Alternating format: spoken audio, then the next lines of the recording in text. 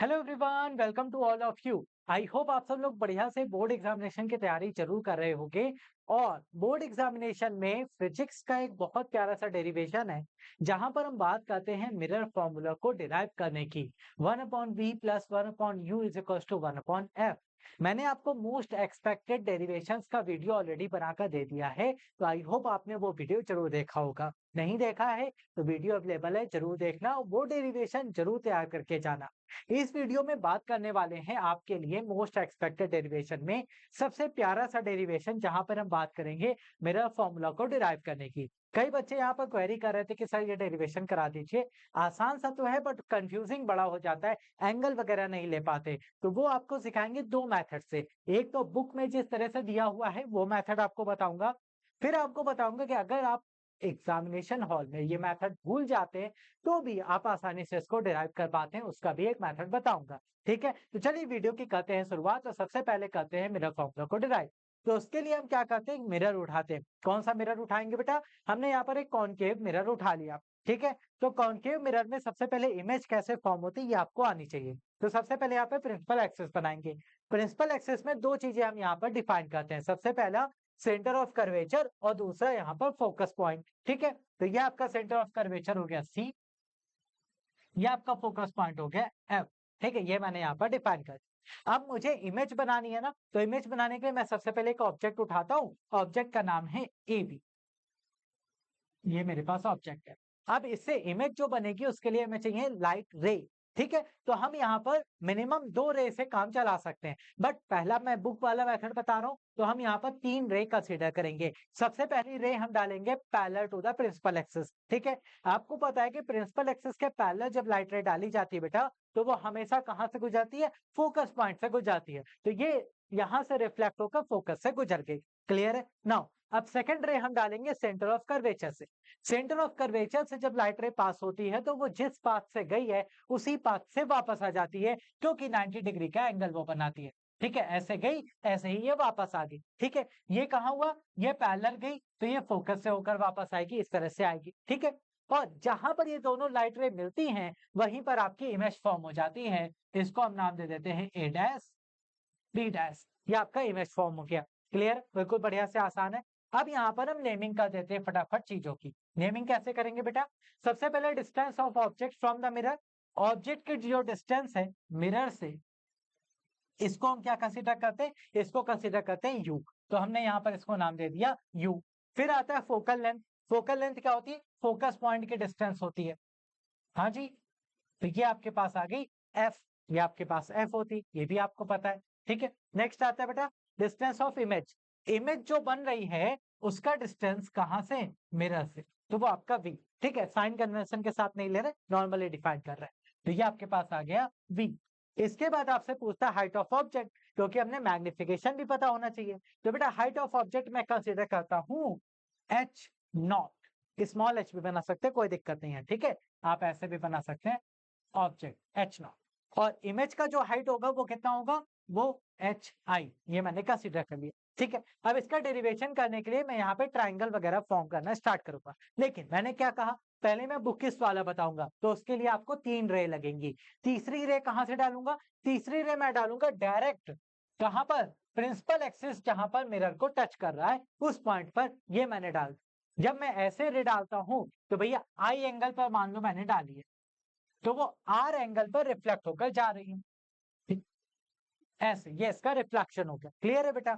ये आपका कौन सा पॉइंट होता है? ये आपका पोल होता है, और यहां पर हम मान लेते हैं ये आपका पोल है, और ये पॉइंट मान लेते हैं एम। अगर मैं एम से पोल पर एक परपेंडिकुलर ड्रॉ कर दूं लाइक दिस, ठीक है, ये आपका पी है, यहाँ पे मान लो। ठीक है, तो ये जो डिस्टेंस है ये नेग्लिजिबल मानते हैं, क्योंकि बहुत छोटा सा लेंस लेते हैं। तो हम मान लेते हैं M P is equal to curved path. ये जो कर्व्ड पाथ है ना बेटा, तो ये एमपी लेंथ के ही बराबर ऑलमोस्ट। ठीक है, ये परपेंडिकुलर स्ट्रेट लाइन हम कंसीडर करते हैं। ये जरूर करना बेटा, सारे कैलकुलेशन इसी डिस्टेंस के बेस पर होते हैं इसलिए। ठीक है, ये फिगर आपको क्लियर हो गया? बढ़िया से क्लियर, कोई डाउट समस्या नहीं। नाउ अब हम यहाँ पे ट्राइंगल लेना स्टार्ट करते हैं। सबसे पहले बेटा हम जो यहाँ पर ट्राइंगल कंसीडर करेंगे वो कौन कौन से होंगे वो आपको सोचना है, खुद से 10th की ज्योमेट्री लगानी। तो बेटा सिमिलर ट्राइंगल यहाँ पर ढूंढेंगे। तो सबसे पहले मुझे जो ट्राइंगल दिख रहे हैं पहला मुझे यहाँ पर दिख रहा है triangle A dash B dash F. कौन सा? A dash F B dash. और दूसरा ट्राइंगल, देखो ट्राइंगल जरा ध्यान से ढूंढना बेटा, वही इंपॉर्टेंट है। कलर चेंज कर लूं, ये ले लेते चलो। एक ट्राइंगल हुआ आपका ए डैश बी डैश एफ, ये आपका ट्राइंगल है, ठीक है, दिख रहा है सभी को। ये ट्राइंगल किसके सिमिलर है? तो ये ट्राइंगल बेटा सिमिलर है एम पी एफ, इस ट्राइंगल के सिमिलर। क्यों? क्योंकि दोनों देखो 90 डिग्री भी है और ये आपका क्रॉस है, तो बेटा ये दोनों एंगल आपस में बराबर हो, तो हमने यहाँ पे इसको सिमिलर ट्राइंगल बना दिया। ये दोनों ट्राइंगल जब सिमिलर हैं तो इसको हम सेकंड वाले को क्या नाम देंगे? M F P. M F P. ये मैं देखो रटने वाली चीज नहीं है बेटा, खुद से बनाना। सबसे पहले इमेज वाला ट्राइंगल लेना फोकस के साथ, और फोकस के साथ ये मिरर वाला ले लेना, ठीक है, दोनों सिमिलर है। तो जब दो सिमिलर ट्राइंगल होते हैं तो आपको पता आप साइड्स का रेशियो बना सकते हो। तो कौन कौन सी साइड लेंगे? पहले perpendicular A dash B dash, तो वहां पर परपेंडिकुलर कौन है? M P. और फिर बेस, हाइपोटेनस नहीं लेते, ठीक है, बेस। बेस है बेटा यहाँ पर ए डैश है, और यहां पर कौन है? F P. ये मैंने उठा दिया, क्लियर, कोई दिक्कत नहीं ना। अगर आप इमेज को ध्यान से देखो तो एमपी को अगर मैं ऐसे बढ़ाता हुआ लाऊं तो क्या वो एबी के बराबर नहीं है?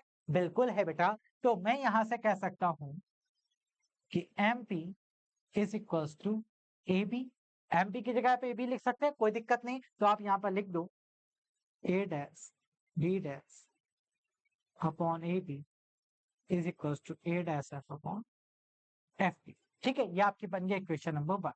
क्लियर? ये आपका इक्वेशन नंबर 1 यहाँ पे हो गया, डन, खत्म, बाकी कुछ नहीं करना। नाउ अब हम यहाँ पे उठाएंगे दूसरा ट्राइंगल। ठीक है, दूसरा ट्राइंगल कौन सा उठाएंगे बेटा? बुक वाले फॉर्म में चलेंगे, है ना, बिल्कुल सिंपल सा बुक वाले फॉर्म में।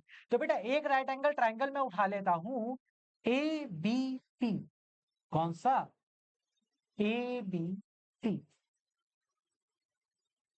एक ट्राइंगल मैंने ये उठा लिया, ठीक है, और ये सिमिलर है कौन से ट्राइंगल के बेटा? ये ट्राइंगल है आपका ए डैश बी डैश बी। क्यों? क्योंकि दोनों के एंगल देखो, आई और आर बराबर है, बिल्कुल सही, एक और दूसरा राइट एंगल। ठीक, तो ये आपके दोनों सिमिलर ट्राइंगल हो गए। कौन कौन से? एबीपी और A dash B dash P.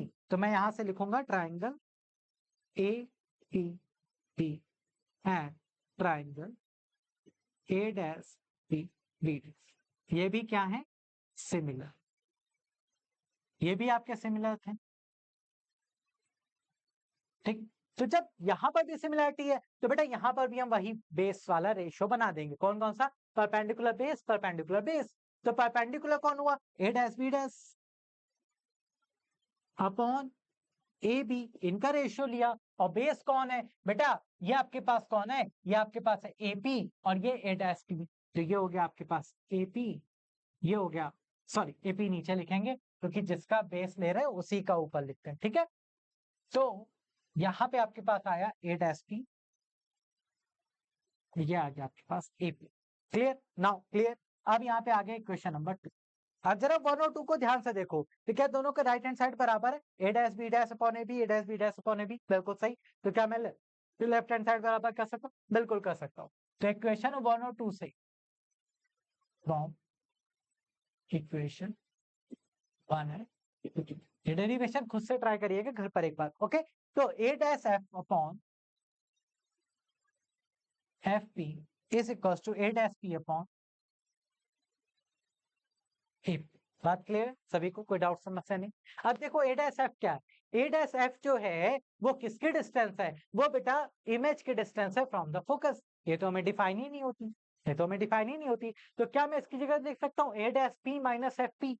बिल्कुल लिख सकता हूँ। तो मैं इसकी जगह लिख देता हूँ A dash P minus F P. क्या मुझे एफ पी पता है? हाँ, एफ पी तो मुझे पता है, फोकल लेंथ है, तो मैं इसकी जगह एफ लिख देता हूँ।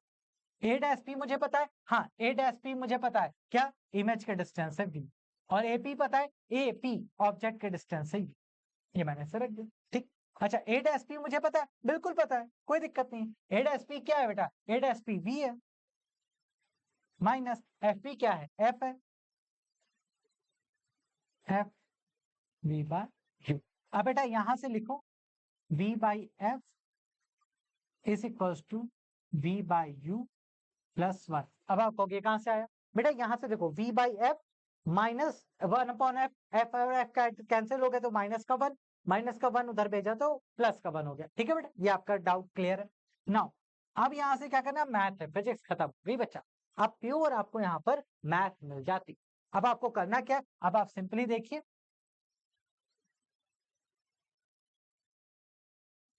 v by F is equal to v plus U by U, ये आपके पास आ। ठीक है, अब आप चाहो तो क्रॉस करा लो, ना करा लो, आपके ऊपर, आपका जैसा मन करे आप वैसे यहाँ पर डिफाइन कर सकते हो। आप क्रॉस करा लोगे तो ये बन जाएगा U V is equals to F V plus U F, ये आपके पास इक्वेशन है। नाउ अब इस पूरी इक्वेशन को क्या करो, डिवाइड कर दो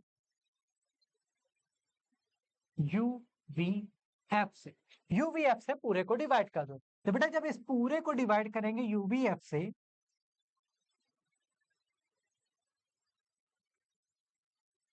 ठीक है, तो यहाँ पे यू वी कैंसिल हो गया तो ये बना बेटा 1 अपॉन एफ, यहां से आपका एफ वी कैंसिल हो गया 1 अपॉन यू, और यहां से आपका यू एफ कैंसिल हो गया 1 अपॉन पी। ये लो डन, आ गया आपका मेरा फॉर्मूला डिराइव। बात क्लियर सभी को? तो ये आपका फर्स्ट मेथड है जो बुक में दिया गया है। ठीक है, जहां पर आपके पास 3 लाइट रे आप यहाँ पर कंसिडर करते हैं और इसको डिराइव कर लेते हैं आसानी से। नाउ अब मान लो आपको एग्जाम में कुछ इस तरीके से दे दिया जाए कि क्वेश्चन तो भाई है, क्वेश्चन में कोई चेंज नहीं, बट आपको ध्यान नहीं आ रही है तीसरी रे, आप क्या करते हो, आप 2 रे बना लेते हो फटाफट। ठीक है, 2 रे आपने यहाँ पे फटाफट बना ली और सारी चीजें वैसे ही डिराइव कर दी, ऐसे डिफाइन कर दी कि भैया ये यू है, ये वी है, सॉरी ये एफ है, फोकल लेंथ, एफ है फोकल लेंथ, डिस्टेंस वी है, ये आपके पास एच नॉट है, ये आपके पास एच आई। आपके पास 2 ही ट्राइंगल है बेटा। अब क्या करोगे, एग्जाम में भूल गए, ये ए बी है, ए डैश बी डैश है, एम पी फिर से बनाना पड़ेगा, एम पी। ठीक है, यूवीएफ तो आपको क्लियर है ना, पीछे वाले से क्लियर है। अब बड़ा कंफ्यूजन, दो में कैसे खेलेंगे, दो में भी खेल सकते हो बेटा, कोई बात नहीं। सबसे पहले तो यही ट्राइंगल उठा लेना। सबसे पहले कौन सा ट्राइंगल उठाओगे, ए डैश बी डैश एफ और एफ एम पी, इसमें कोई चेंज नहीं। पहले वाली कंडीशन सेम वही रहेगी जो पीछे आपने करी। तो सबसे पहले मैं ट्राइंगल कौन सा उठा रहा हूं, ए डैश बी डैश एफ और ट्राइंगल एम एफ टी, ये आपके सिमिलर। ये थोड़ा सा लेंदी हो जाता है, थोड़ा सा, बहुत नहीं। तो यहां पर आपका रेशियो वही बनेगा बेटा, A dash B dash upon M P is equals to A dash F upon F. ठीक है, यहां पर फिर से आप एमपी की जगह ए बी लिख सकते हैं, आपको पता है A B is equals to M P, तो आप यहाँ पे लिखेंगे A dash B dash A B A dash F P, equation number 1। Same वही जो आपने पीछे किया था, लेकिन यहाँ पर सेकंड वाले के केस में थोड़ा सा आपको चेंज मिलेगा। क्या चेंज मिलेगा, सेकंड वाले में अब आपके पास थर्ड रे तो है नहीं, तो आप रिलेशन कौन सा बनाओगे, आप ये 2 ट्राइंगल उठा लेना बेटा। कौन कौन से, ए बी, ये आपके पास सी है, ए बी सी, और सी ए डैश बी डैश, ये दोनों, ये भी तो सिमिलर है, ये भी तो सिमिलर है, तो आप यहां से उठा लेना 2 ट्राइंगल। ठीक है, तो ये जब आप 2 ट्राइंगल उठाओगे बेटा, कौन कौन से, triangle A B C, triangle A dash B dash C, ये भी सिमिलर। जब ये दोनों में सिमिलरिटी लगाओगे तो बेटा फिर से वही परपेंडिकुलर बेस, परपेंडिकुलर बेस, तो परपेंडिकुलर तो यहाँ पे बेटा आपके पास वही है, A dash B dash A B, और बेस कौन है, बेस है आपके पास C A dash C, equation number 2। ठीक है, 1 और 2 को जब आप ध्यान से देखोगे तो बेटा राइट हैंड साइड सेम है, तो लेफ्ट हैंड साइड को आपको सेम करना है, वही कहानी जो आपने पीछे करी। तो यहाँ पे क्या लिखेंगे, A dash F F T C A dash C A. अब दिक्कत यहाँ पे क्या है कि ना आपको सी ए डैश डिफाइन होता है, ना ही सी ए डिफाइन होता है। ठीक है, तो आप सी ए को क्या लिख सकते हैं, जरा ध्यान से सोचिए। सी ए को मैं लिख सकता हूं एपी माइनस सीपी, अरे हाँ ना बोलो, तो मैं यहाँ पर ए डैश एफ को सबसे पहले देखूंगा, तो ए डैश एफ को तो वही लिखूंगा मैं, क्या, A dash P minus F P upon F P, ठीक है। और यहाँ पर सी ए डैश को क्या लिख सकता हूँ, सी ए डैश को मैं लिख सकता हूँ C P minus A dash P, है ना। तो यहाँ पे मैं लिखा C P minus A dash P, और सी ए को क्या लिख सकता हूँ बेटा, सी ए को मैं यहाँ पर लिख सकता हूँ ए पी माइनस सी, इस तरीके से थोड़ा सा करना पड़ेगा, है ना। अच्छा, अब यहाँ पे टर्म्स रख दो सारे जो यूवीएफ फॉर्म है। ए डैश पी आपके पास कितना है, इमेज का डिस्टेंस है बेटा, तो ये आपके पास आ गया वी माइनस एफ पी कितना है, focal length upon focal length. CP कितना है बेटा, सीपी आपके पास है R minus A dash P कितना है बेटा, ए डैश पी को जरा ध्यान से देखें तो वी, यहां पर एपी कितना है बेटा, एपी आपके पास है एपी यू माइनस सीपी कितना, वही आर, ठीक है, यहाँ आर के फॉर्म में आएगा। और आपको पता है कि आर और एफ का relation R is equals to 2f, सबको पता है ना, फोकल लेंथ का डबल होता है। तो बेटा मैं यहाँ आर की जगह 2f लिख सकता हूँ, कोई दिक्कत नहीं है। तो मैं यहाँ पर इसको डिफाइन करूंगा 2f minus B, sorry u minus 2, है ना, u माइनस, मैं ऐसे इसको डिफाइन कर दूं, क्लियर, कोई दिक्कत समस्या तो नहीं ना। अब यहाँ पे क्या है, यहाँ पे मैं लिख सकता हूँ v upon F minus 1 is equals to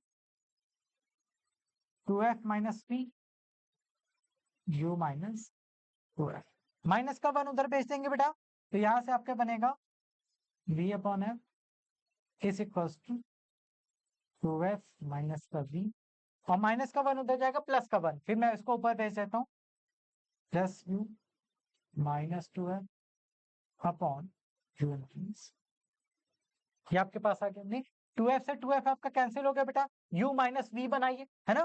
तो ये आपके पास क्या टर्म बना, v by F u minus v upon u minus, ये आपके पास टर्म आ गया, ठीक है, कोई दिक्कत समस्या नहीं। अब इसको क्या करो, क्रॉस मल्टीप्लाई करा दो, बस सिंपल है। क्रॉस मल्टीप्लाई जब करा दोगे तो बेटा आपके पास आ गया uv माइनस 2vf बराबर fu माइनस fv, ठीक है। तो बेटा f वाले सारे एक तरफ कर लो, तो f वाले सारे एक तरफ जब करोगे तो uv